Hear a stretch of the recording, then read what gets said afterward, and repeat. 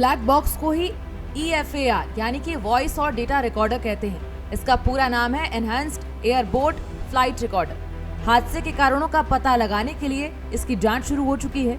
जांच में अब तक अधिकारियों ने विमान के 2 इलेक्ट्रॉनिक ऑटोमेटिक फ्लाइट रिकॉर्डर बरामद भी किए हैं। ये EFAR, जिन्हें आमतौर पर ब्लैक बॉक्स भी कहा जाता है, विमान के अगले और पिछले हिस्से में लगे थे। प्रत्येक EFAR एक मल्टी फंक्शनल रिकॉर्डर है जो 25 घंटे का फ्लाइट डेटा रिकॉर्ड यानी कि FDR जानकारी और 120 मिनट का कॉकपिट वॉइस रिकॉर्डर यानी कि CVR audio crash protected solid state memory में रिकॉर्ड करता है। ये डेटा हादसे के आखिरी पलों की जानकारी देने में मदद करेगा। अहमदाबाद प्लेन क्रैश में डॉक्टरों की टीम के सामने अब मृतकों की पहचान चुनौती बनी हुई है। पहचान के बाद शवों को उनके परिजनों को सौंपा जा रहा है। जिनका DNA मिलान हो जाता है, उनके परिजनों को बुलाकर शव को सौंपने की प्रक्रिया जारी है। वहीं विदेशी यात्रियों के शव भी सौंपे जाएंगे। विमान में 53 ब्रिटिश यात्री, 7 पुर्तगाली और 1 कनाडाई यात्री सवार था। विमान हादसे के बाद उनकी मौत हो गई। शवों की पहचान करके उनके परिजनों को शव सौंपने की प्रक्रिया भी जारी है। परिजन अहमदाबाद पहुंचे हुए हैं। 5 दिनों में 3 देशों की यात्रा पर जा रहे हैं प्रधानमंत्री नरेंद्र मोदी।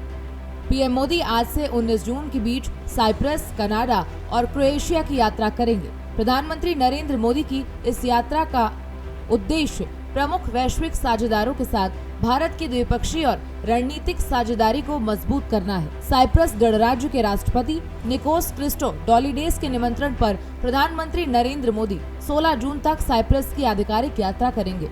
ये 2 दशकों में किसी भारतीय प्रधानमंत्री की साइप्रस की पहली यात्रा होगी। निकोसिया में PM मोदी राष्ट्रपति क्रिस्टोडोलिडेस के साथ वार्ता करेंगे और लिमासोल में व्यापार जगत के नेताओं को संबोधित भी करेंगे। केंद्रीय गृह मंत्री अमित शाह उत्तर प्रदेश की राजधानी लखनऊ जाएंगे। वहां दोपहर 12 बजे अमित शाह मुख्यमंत्री योगी आदित्यनाथ की उपस्थिति में 60,000 से अधिक आरक्षियों को नियुक्ति पत्र वितरण समारोह में नियुक्ति पत्र वितरित करेंगे। यूपी पुलिस विभाग की सबसे बड़ी आरक्षी नागरिक पुलिस सीधी भर्ती 60,244 का नियुक्ति पत्र वितरित किया जाएगा। योगी सरकार द्वारा प्रदेश के इतिहास में पहली बार पुलिस विभाग में इतने बड़े पैमाने पर आरक्षी सिपाही भर्ती परीक्षा को सकुशल संपन्न कराया गया है।